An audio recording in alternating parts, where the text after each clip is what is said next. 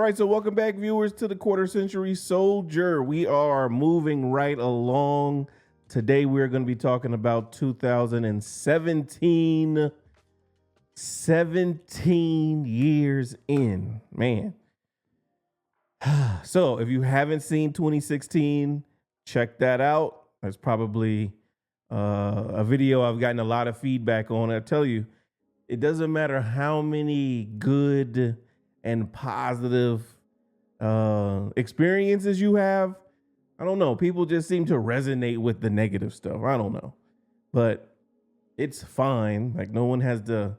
Obviously, if I'm sharing something with people, it doesn't bother me. That's the way I look at it, right? So it's not like anyone can do anything about it. So you don't have to feel bad for me or anything like that. That's just me telling you the story. And the reason I'm telling this entire series is just to give you some backstory on, what I went through in 25 years, right? It's not what people always think it is. Just if you haven't seen 2016, go check that out. But now we are past the 2016. We're moving into 2017, right? It's the redemption year because of all the bullshit that happened and, all the stuff they tried to stop the greatness. They couldn't and they won't, right? So 2017, got my notes written. So to start the new year with 2017, I'm back on the podium. I'm back to teaching. But people are starting to leave. Like my original team that was there, they're starting to retire. They're starting to move on to different duty stations. So I'm left in control of the course. So I'm now the course manager, right? So all decisions made for the course go through me. And of course, I'm a leader. That's what I do. So I'm cool with that. So I've already taken over in around January, February. And just when I came back, man, it was just, again, I'm a professional. I'm a quiet professional. So while I may have an issue with people personally, if I don't have a problem with you personally, I can work with you all day, right? Because business is business. I'm a king at compartmentalizing stuff. So I'm still able to, say what needs to be done, to get done what needs to be done. You just don't get any extra personality from me. That's all. So I'm still killing it. Like I said, they can't ever say I didn't do a good job. They can't ever say that. And so now I'm course manager. I'm making all the decisions, setting the schedule, saying who's going to teach what. At this point, I'm pretty much able to teach all of the courses. So, that's not one of the requirements, but it's kind of an unwritten rule, right? You can't be in charge of something in this industry if you really don't kind of know what's going on with it.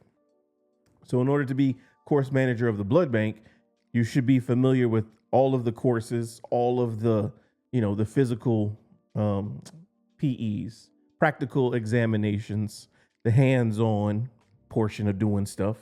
You have to know it, right? So I know this stuff now because it's all repetition. It's the same for every class. It never changes. So I went back to being an instructor evaluator. That is something I really like doing. I like not even evaluating other people. I like watching other people and learning kind of what their style is.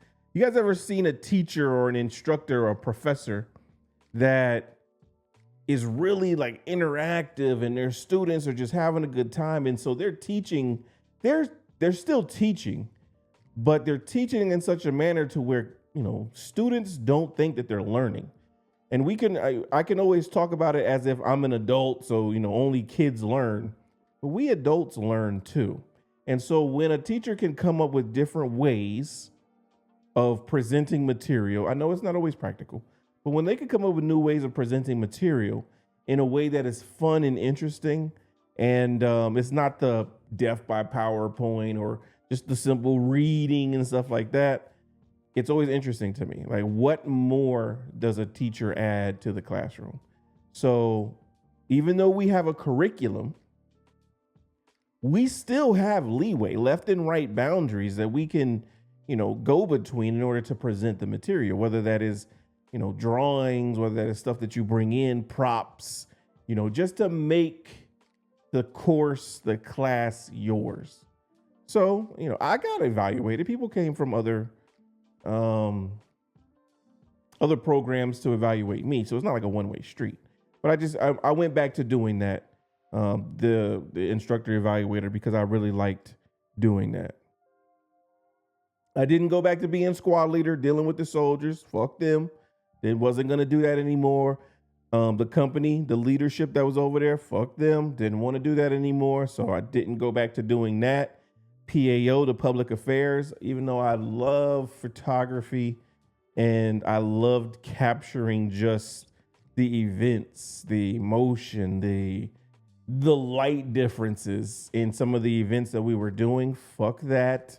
I did not have the support of my leadership, of my leadership, of those appointed over me when I was fighting my case. So I'm not going to do anything extra. I'm there to be an instructor, right? And so anything outside of that, I'm just trying to boost my resume, boost my visibility, boost my potential for promotion. And fuck that now. I'm over that. I'm just like, I'm not going to give anything extra because I was giving all of that extra before and it meant nothing. We as people, we want in our jobs, in different activities that we do, we want it to be to where we're doing our job and we're doing more, right? We do more than our job. We just don't collect a check and we go home. And when we're doing that, we want to be noticed. We don't need a pat on the back, but we want you to take note that Felix is doing more than he has to. For what reason? When there's something extra that comes up, and you can send someone to an extra training, why not the person that's going above and beyond? If some bullshit happens, why not give that person the benefit of the doubt? Because you know them, you've worked with them, you know that they've volunteered to do stuff they don't have to do. So that should earn you a little bit more extra leeway with people, with leaders, but it doesn't. So that's why I'm just like, fuck that. I'm not gonna do that no more. Fuck the social media, fuck the web page, all of that. I'm not doing that anymore, right? So that was, for me, even though that was a professional job because I was doing it for them, that wasn't my job in the unit. So for me, that was something personally that I was getting a kick out of. I was getting a kick out of taking pictures, still learning, and they were benefiting from having someone with photography skills running their social media. That's not a requirement. Like, that wasn't my job. So that's why I like I said, I'm a professional, but personally, nope, not doing that anymore.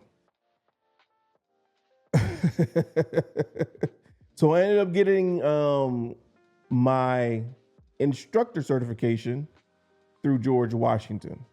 So I now have a teaching certification, which makes me an allied health instructor, an adjunct professor from George Washington, because of our course generating an associate's degree from George Washington. They make us, adjunct professors, and then you can get an allied health instructor certification, right? Because of that. Got that, right? Boom. So I'm still boosting my resume. What happens in early 2016 to me? When President Obama was in office, he was downsizing the Army, the military in general, but the Army is the largest branch of all services. So he was trying to downsize it, and he did. He didn't try, he did it. So we had something called QMP, Qualitative Management Program or something like that, Qualitative Management Program, QMP. Every year, they were evaluating your records. Everyone's records, officers and enlisted. If you had anything bad, like I was saying from last year, had I had that, that record in that memo of wrongdoing in my official file, they would have seen that. I would have been gone. If you had gotten a DUI in Article 15, if you had gotten in trouble of any kind on your professional record, documented, You were being screened and you were giving your walking papers, right? No retirement, no nothing. You just were separated. So it was basically just like you were getting out. They were also doing that for officers. They were just, if they were showing no advancement, right? So you hadn't attended the proper schools, you hadn't gotten promoted in the proper amount of time, you were being QMP'd. And a lot of people were just getting walk-in slips for no reason at all. So I fell victim to that because when I went to school in 2008, when I came back from deployment, I had to go to leadership school in San Antonio. And I was there for 2.5 months. So we had phase 1 and we had phase 2. Apparently, there was an online phase and I hadn't completed that, but I didn't know that. And it didn't become an issue until they were going through the QMP. So I got this notice that was like, hey, you haven't completed your distance learning phase of, for your prior leadership school. And I was wearing the rank already. So I didn't complete the distance learning. So I was going to be kicked out had I not completed this distance learning by like June or something like that. So they were giving me a warning. It wasn't hard. I just went back and did it, but I was just confused because I was sending them all. I was literally working across the street from the school. So I was like, hey, I have all my papers that they gave me, the things that I did. I graduated. Like, what are you talking about? Oh, no, there's an online portion you were supposed to just do across the computer. I was like, I never did that. They were like, yeah, that's the point. You never did that. And if you don't do that, you're going to get kicked out. I'm like, why is this now coming up? Why wasn't this an issue before? So it was one of those things you can't control. You can bitch and moan about it all that you want, but it's something I have to do. So I get that done, right? So now I'm officially official. This is when this is the first year I started learning about the Defense Attaché program, right? The Defense Attaché Service, the DAS. Like I said before, usually you have the same programs for everyone across the Army in order to get promoted. You have recruiter, AIT instructor, and drill sergeant. The Army has other programs, but they're just shit at advertising them, right? And one of those programs was the DAO, the Defense Attaché Office. So when I say Defense Attaché Office, that's what I mean, DAO. They had things like you can work at the White House as a cook. You can be an enlisted aide to like the general. You could do all this other stuff. And then at the bottom, it was like Defense Attaché Service. So I'm like, well, what is that? Let me read upon that. Let me see what that's talking about. So that's when I found the job where you go and you work at the embassy in other countries. And the countries are anywhere there's an embassy, fucking Bangladesh, France, Honduras, Guatemala, Brazil, Korea, Singapore, Japan. Did I say Japan already? Japan, Indonesia, so many countries, right? So I'm like, this is the job that I've been looking for in my career. Because it's an office job, right? Basically, we'll get into that because obviously, basically you are traveling and you're working at the embassy of the United States in a foreign country. I'm a wanderlust. I like to travel. And even more so, I like to travel when it's paid for by someone else. So the Army paying for it is cool. To this point, I've only been outside of the country to Korea and then Iraq. I don't count that as traveling. I went to Korea, but I was younger then. You know what I'm saying? So there's not a lot of places inside the United States. People are like, I want to travel. So, I joined the Army. Yeah, we can go to Germany. And I wanted to go to Germany to be able to travel around Europe, but I never got that chance. So this is when I started hearing about the DAO, and I started to put together my packet in order to submit to apply. I had to go take the language test. And so, when I'm reading about it, they're like, oh, the language test. The language test is the most important part. You have to score over 100. If you score over 100, you're highly competitive. And this is basically your ability to learn another language.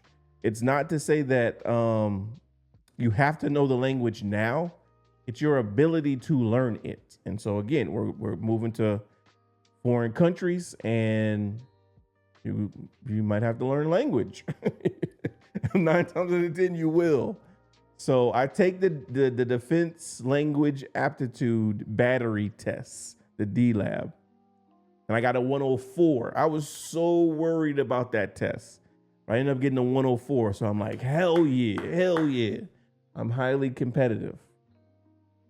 So the packet is ridiculous. You have to send in a couple documents, and they screen you to see if you're even worth applying.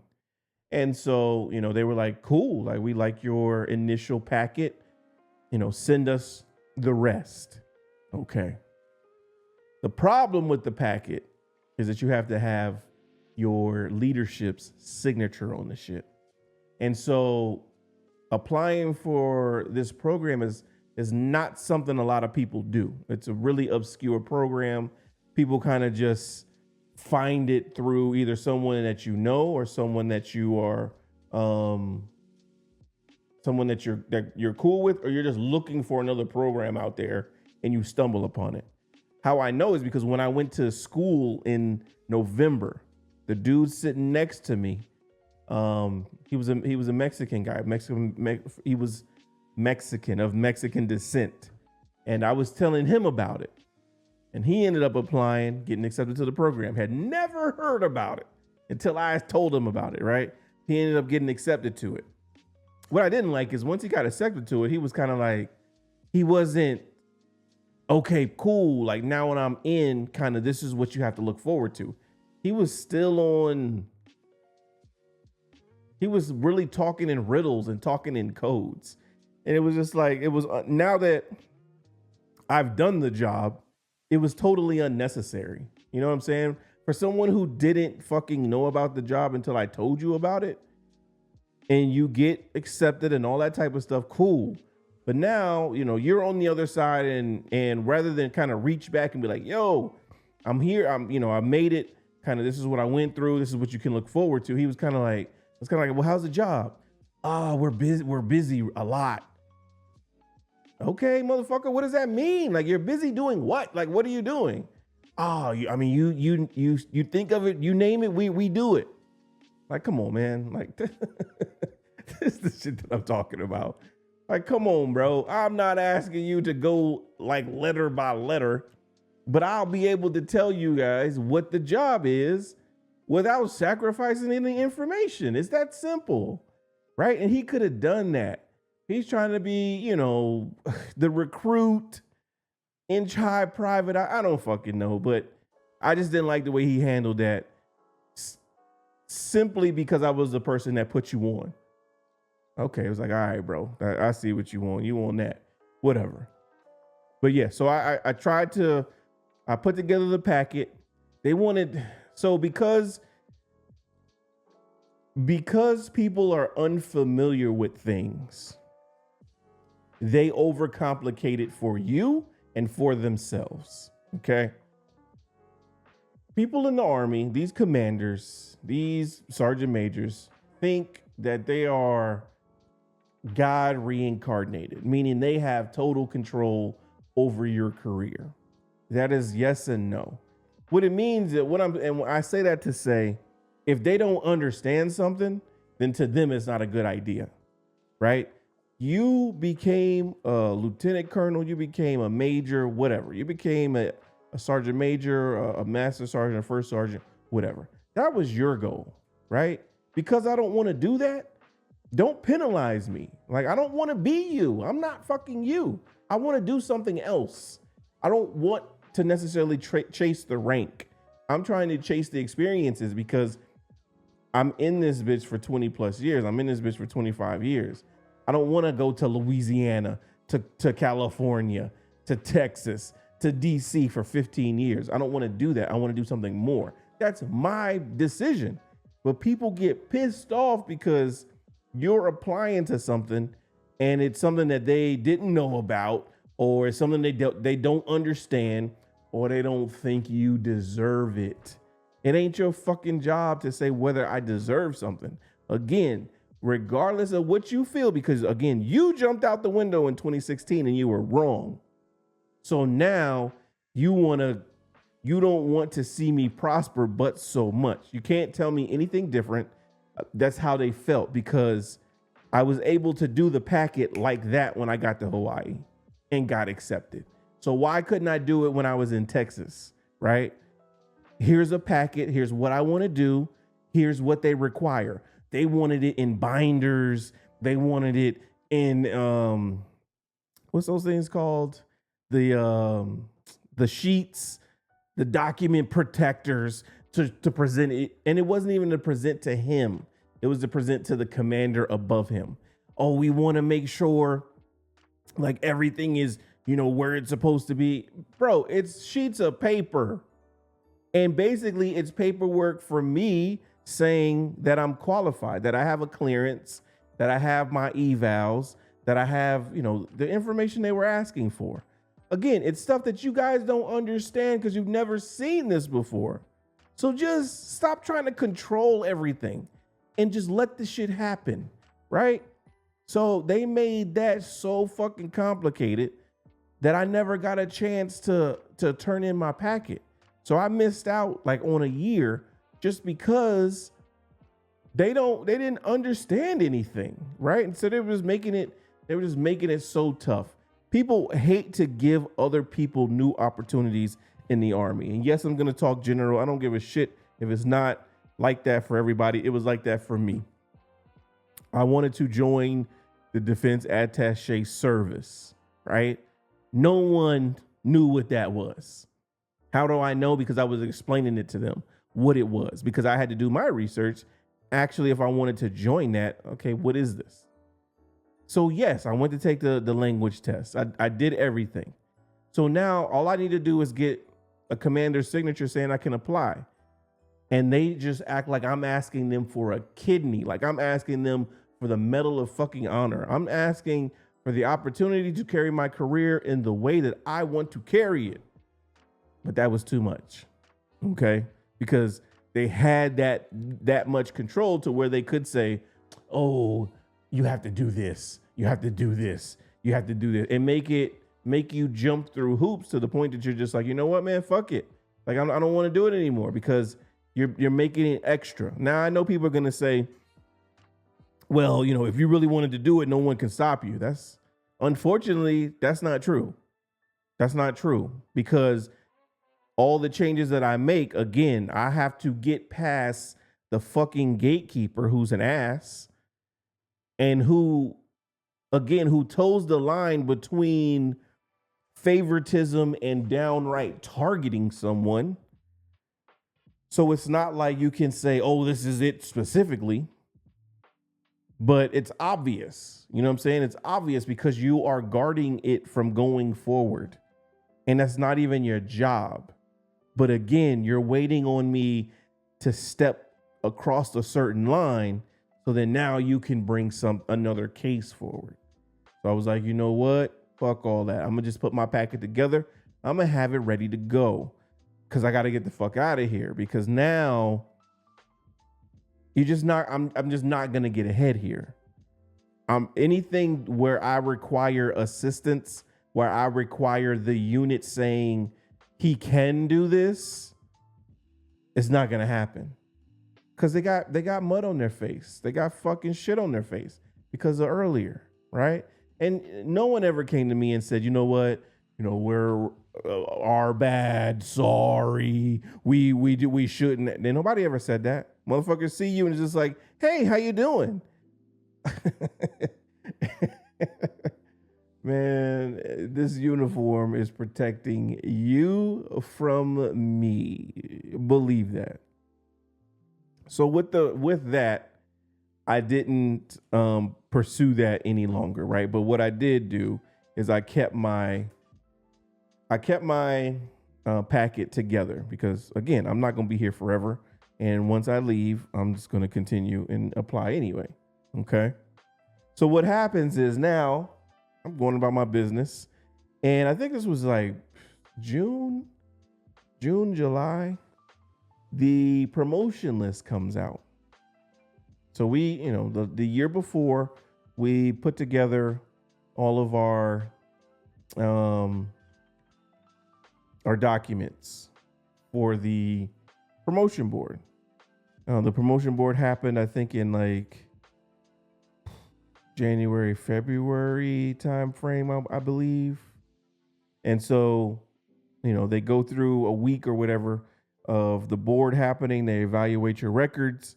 They compile all of the after action stuff, the record stuff, and then they publish the actual list of who's going to get promoted in June, July, one of those months, right? So everyone is always, they want to get the list early. They want to get the list early because what happens is your leadership gets the list of people early because what they want to do is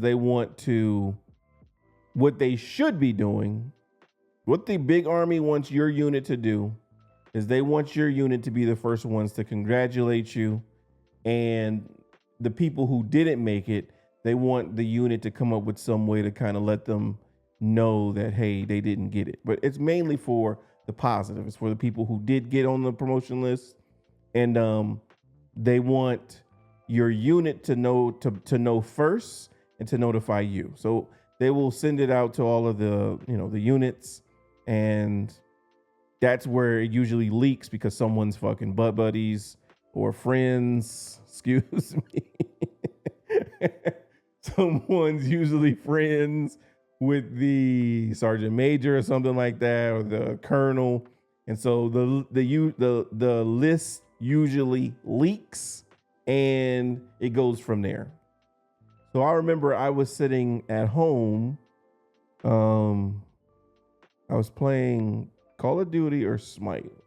Or it might even been fucking what's that game called? The one where you go around in the ship and not Halo. I can't think of what it is now.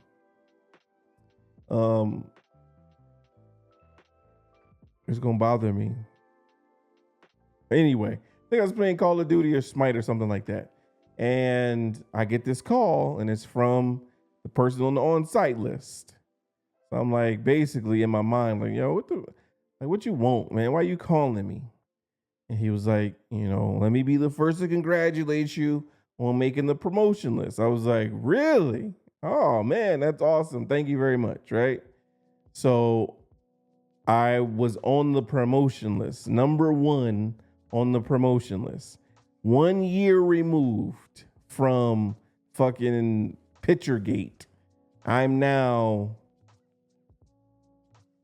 like on the promotion list, number 1 for promotion.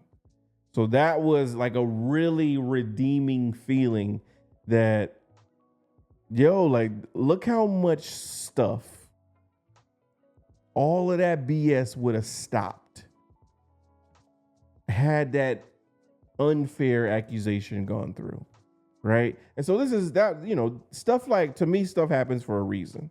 And so the reason that happened to me just lets me know that no matter what,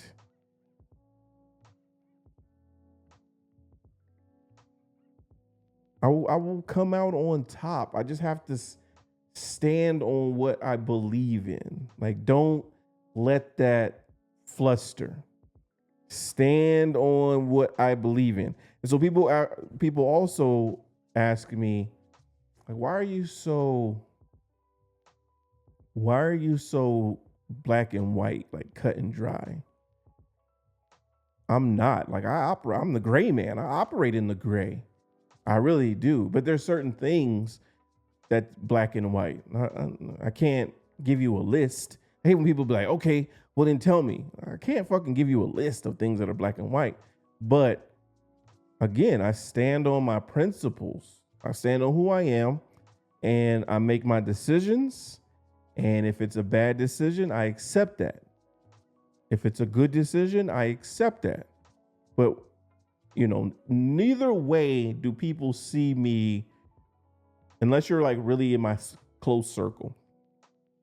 Like he didn't know that was such a redeeming thing. Not that he had to call. I wish I didn't have to talk to him ever again. But just the fact that I came to San Antonio at this time because that's where our promotions came from. I hit the ground running. I actually enjoyed it. So it wasn't like I made a bad decision. When I got there, I was just like, man, fuck, why'd I come here? I don't like doing this. I don't like to stand in front of people and talk, but I like to like teach. I like to motivate. I like to, help people problem solve. I do like to do that. So it's a redemption that I'm making the right decision because I did get the identifier for the research scientist. I did. And I actually liked it personally, but that might not have been what I needed. It was what I wanted, but it probably wasn't what I needed. At the end of the day, I made the best of it because like I said a couple episodes ago, the work that I did there was like unmatched, and how many people came out for like the going away and to like see me off and stuff like that. It just showed like that's how much of a difference that I made there. You know what I'm saying? Like, of course, as a leader, you're going to piss people off. You're going to, because I'm not for the good of you. I'm for the good of everybody. And so when you're for the good of everybody, some people are going to be up here, some people are going to be down here. And then those conditions change and it may fluctuate. So sometimes you're going to be up, sometimes you're going to be down. But what you want to do is you want to make sure like not only certain people are benefiting and other people are being crapped on and vice versa. So if you got a benefit for a couple months and then you get crapped on a little bit, to me, that's balance, right? To me, that's balance because we all going to get crapped on. We all going to be up. So we all going to, and I'm getting over right now, man. I'm getting, you know what I'm saying? Yeah, I'm getting mine. But then you also going to be in the suck. You're going, damn, like they're getting over on me. So yeah, but life has a way of balancing itself out. And so I think that's what people recognize is that I wasn't out to get anyone. I'm always down to listen to people. And if you make sense, you make sense. I don't care who you are, right? I never disrespect anyone because your journey is not my journey. So if you want to be the janitor, if you want to be the secretary, the receptionist, I'm cool with that. Just be the best damn one you can be. Give that effort because this is what you're choosing to be. I don't look down on you because of your decisions. You see what I'm saying? So I think that is why I resonated so much with the people that were there because I don't know. I made a decision. And if someone comes and like, hey, you made a bad decision. Yeah, I know. I did. I made a mistake right there. I own that. That wasn't my intention, but I made a mistake. Okay. But also, when I made a good decision, I don't wave it in people's faces. Like, right? Like, just like when he called me to say that I made the promotion list, all of the ish that happened and where we are now. I don't have to say anything. Appreciate it. Thank you. And I move on. And then I tell those in my circle, like, this is what happened to me. I'm number one on the list. Let's fucking go. Like, they can't fucking stop my shine. Fuck them. Right? But not everybody gets to hear that in the moment. Like, so that's why a lot of people feel that I'm even keeled. I'm really not, but I just don't express that because you can't express that. Like I said, people want you to be really humble and, oh yeah, thank you so much. I am so grateful. No, I worked for this. So now I'm getting, I planted this tree and I came out here every day and watered it and put the soil down, and I saw that it wasn't growing as good as it could be. So I went back, I did more research, and I changed up what I was doing. Like, I made that sacrifice. So when that tree starts to bear fruit, you're damn right I'm gonna eat that fruit and I'm gonna enjoy it and say, look, my tree is now making fruit. You're damn right. I'm gonna say that. Or I might not even say my tree is making fruit. I might just eat the fruit. Where'd you get that fruit from? From the tree? Oh, you planted a tree? Yeah. I didn't know you could do that. I mean, I can, yeah. I didn't know I was supposed to tell you that. But see, that's what I'm saying. You can plant that tree, you can reap the benefits of it, and then when people recognize, they recognize. So then that's why sometimes when people are like, "Oh, you've been to school?" Yeah, I finished school. Because everyone's asking me now, "Oh, you gonna go back to school?" No, I don't want to go back to school. I'm kind of done with that. Oh, you already been? Yeah, I got my degree in like 2007. Oh man, I didn't know that. Were you supposed to know that? Like, were you supposed to know that? That was an accomplishment for me. So I know what I'm capable of. You might not know that. So that's what that call was. It was really redeeming. So yeah, so we're number 1 on the list now. So now I have to get prepared to go to the senior leadership course, which is going to be in November. And they didn't make it hard, but they were just being extra with it. You know what I'm saying? Like, the course is a month long. It's not that hard. Once we get to like senior leadership school, we're no longer trying to,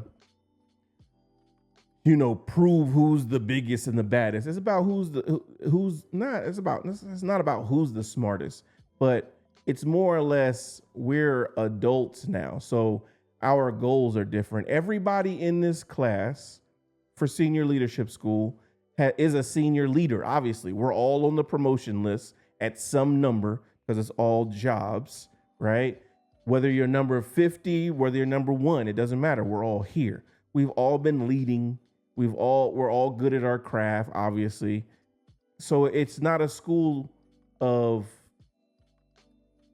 competing the way some schools are. It's more of a school of learning from each other. Okay, so I'm in class with a tanker, a dental tech, a fueler, people like that. And so they're in class with someone who's been in research, who works in the lab. So we're talking about experiences and how, our leadership course that we're taking today, it could be conflict resolution. And we're talking about how we deal with it, dealing with civilians that work on base, how we've dealt with it, how we should deal with it, and how other people have different issues than we have, right? So it's not even a school like when you're like I was talking about air assault school when I was like 21.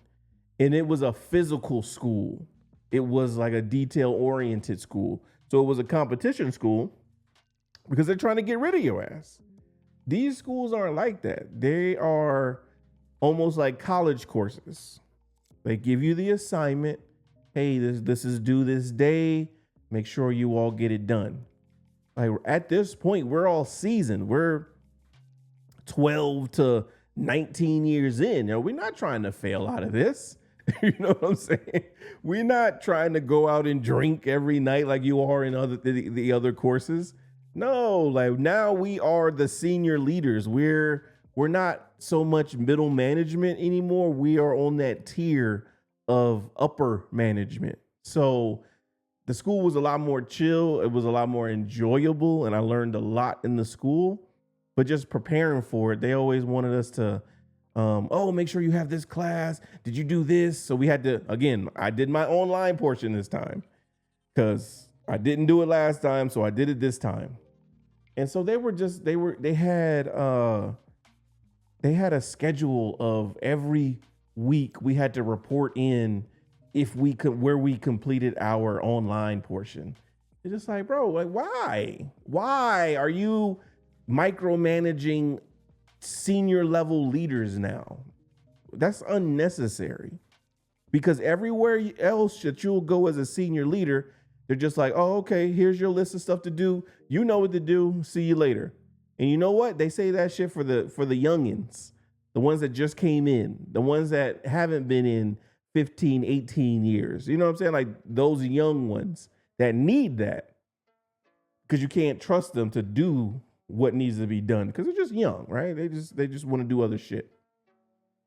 So we had, it wasn't just me, but we had check-ins weekly about where we were with the progress and shit like that, We had to come in for physical fitness tests like monthly and stuff like that. It was just, it was extra. And the school was literally across the street from the schoolhouse because we do all of our training in San Antonio in Fort Sam. So when I'm walking to work, I make a left, and that's the building that I teach in. If I make a right, that's literally the building where the senior leader course is. They look at each other, and it's just a road separating them. Y'all acting like I gotta go to New York or somewhere to go to school. I'm literally on the same campus. Y'all are gonna see me every single day. Why are y'all acting like that? Y'all just being extra. But you can't stop the train. Like you just can't. I'm sorry. You just can't do that. The one thing you cannot complain about me is the work that I do. And that's by design, because I know the extra part of me can be a lot to deal with. I know that. I'm not blind to that fact. I know that. But it's worth it, right? If you make the things that you do so good, they will deal with the extra shit. They don't have a choice. Look at all the athletes. Look at all the athletes that get in trouble, do dumb stuff, say dumb stuff, and still get contracts. Am I saying it's okay? No, but when you're a rock star, you know that. And so you know that, I got a little bit more leeway than the motherfucker fighting to get on the team. I'm the star of the team. You use that for good. You use that to support your teammates, right? To get them in places that they can't necessarily get into. But for yourself too. I mean, there's nothing wrong with, pushing that line sometimes, towing the line, just to let people know what you are capable of. If you really wanted to do that. Like, again, I don't want to go there with you, but I could if I wanted to. Like, don't get it fucked up. Like, don't do that. So I'll go to the school, finish the school. I get the writing award, right? They have a writing competition that they tell you about. And once I heard about it, I was like, I want to win the writing award. And so I wrote on generational leadership and how we have the baby boomers in command. This is 2017. So I'll speak at that time. At that time, baby boomers were in command.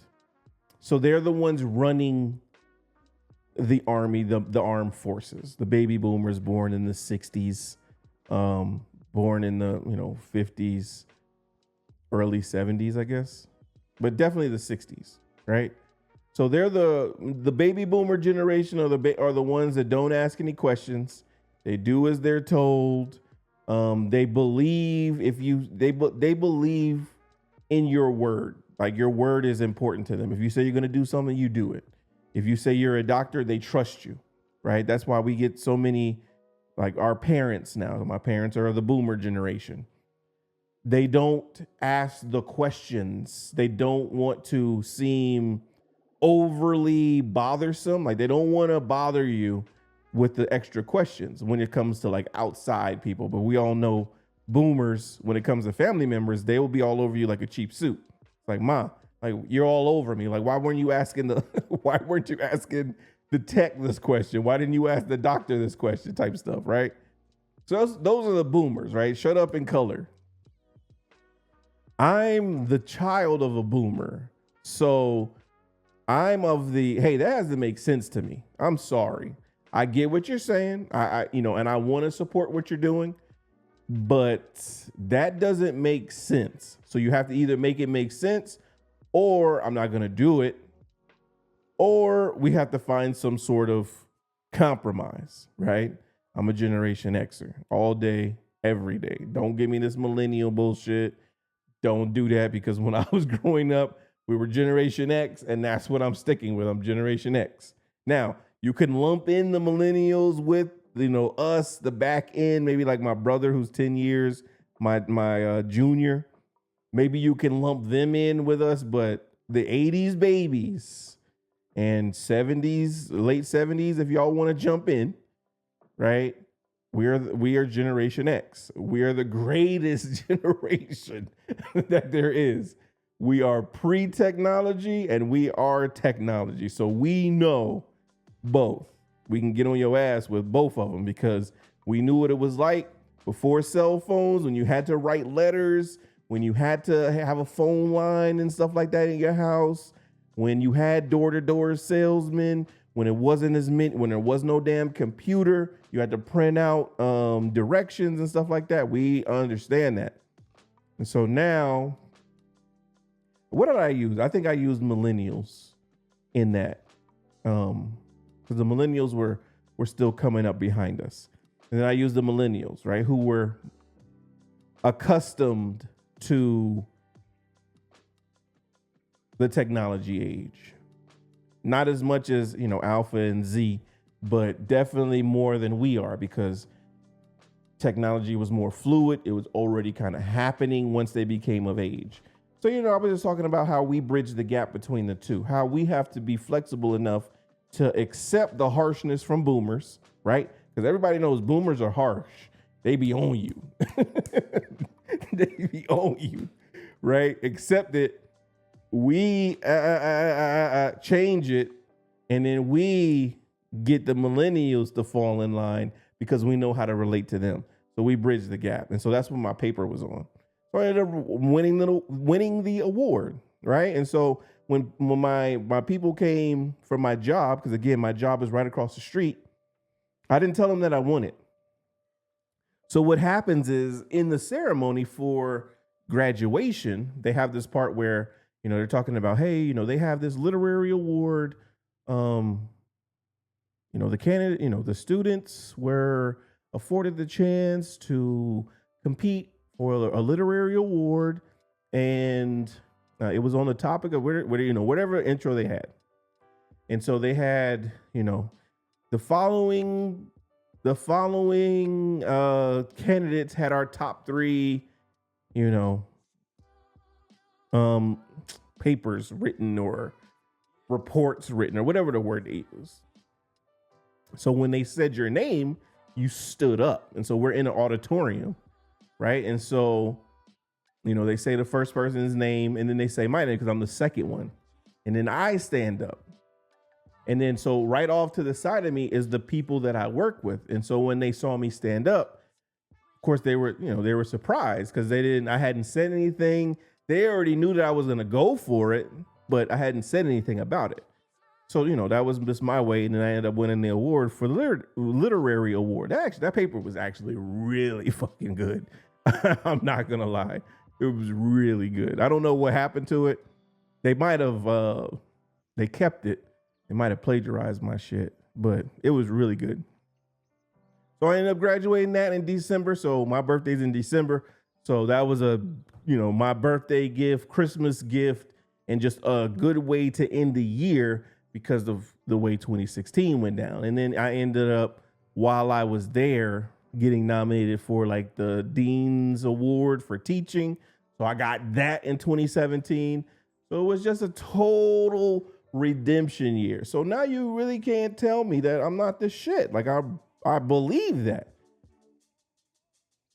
And so to come out the other end of a situation and then it not just drop off, for it to actually go up, that's incredible to me. So that's why I have so much resiliency and why things don't bother me, right? One, if I've done nothing wrong, something's not going to bother me. Why would it? Why would it bother anybody? But where your intentions lie. And so if I know my intentions are good, if I'm trying, then I'm at peace with that. And so again, this is my time during my career. So I'm making these decisions and they're bearing fruit. So that lets me know that I'm doing the right thing. Yes, there's going to be things that come along with it. And I can point to where I made the poor decision. I know where I did. But I feel when I've made the right decision and not really been lazy, things have worked out. And You know, I don't know whether that's a common thing or whether that's just the way things pan out for me.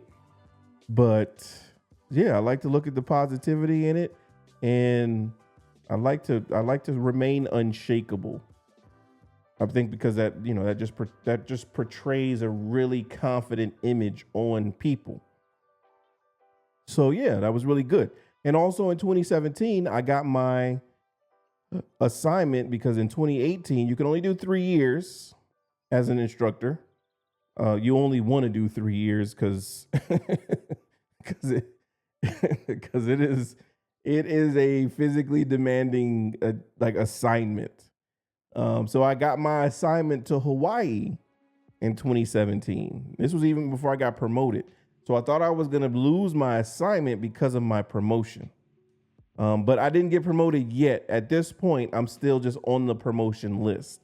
I just have to complete the proper school in order to get the actual rank. So I don't get the actual rank until 2018. But that's 2017. It was a very fruitful year. Just redemption for everything, going back to normal, getting certifications. I'm starting my application for the defense program, even though they're making that shit harder than it has to be. Then they have to promote me, give me the Dean in Excellence Award for teaching, and adjunct professor for George Washington. It was a good year. 2017 is good, and so that leads into 2018. That's another year where I'm on the move, and we will get to 2018 in the next video. Thank y'all for watching, and I will see y'all in the next one.